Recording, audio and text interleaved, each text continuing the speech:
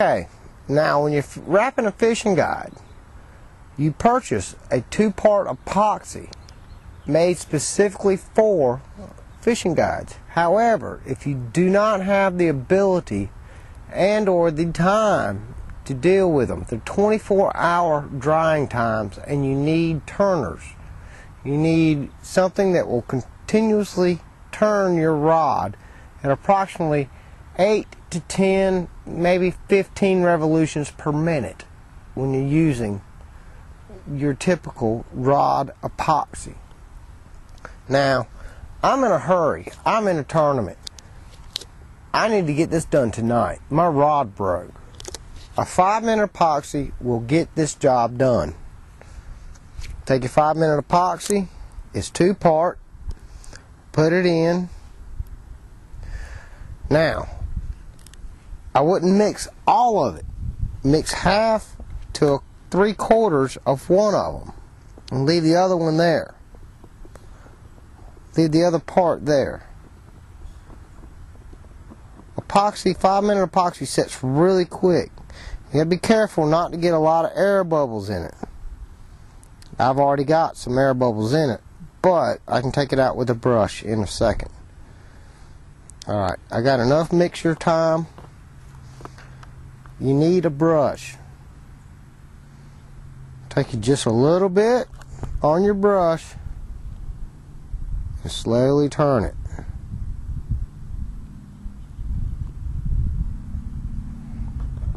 Later I'll put out a video that's more detailed in this subject. This is kind of a last-minute thing that we're doing, but I'm going to do it, and I'm going to do it right. Alright. Slowly roll the rod with your brush on it.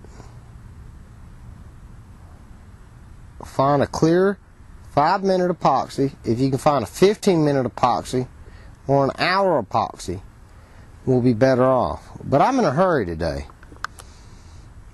I'm fighting the weather, but that's okay. Every fisherman fights the weather. And slowly go forward towards it. Where your guide's at. And try to make this as clean as you possibly can. Start over at the bottom. Make sure it covers every piece of thread.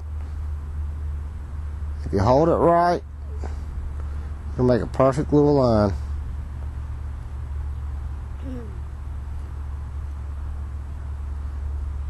Wrap it down, wrap it down. I'm not getting a lot of air bubbles. There's air bubbles in it because of the brush. They're getting out. You can use a hair dryer to get the bubbles out. I'll have to show you that on another episode. Get a good line right there at the base. This is a 5-minute epoxy. I don't have very much working time with it. I can only do one guide at a time. Normally I do a whole fishing rod with the epoxy. But I'm not getting a lot of air bubbles, which is good. That's what you want. Alright, now that you have your epoxy applied, here comes the monotonous part. You have to keep turning it for 5 minutes. You can't stop.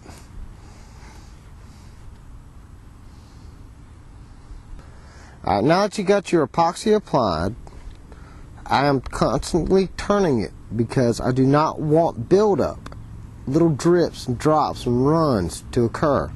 If you keep turning it, it'll even out. If you start getting drips and drops that you just do not want, you can blow on it.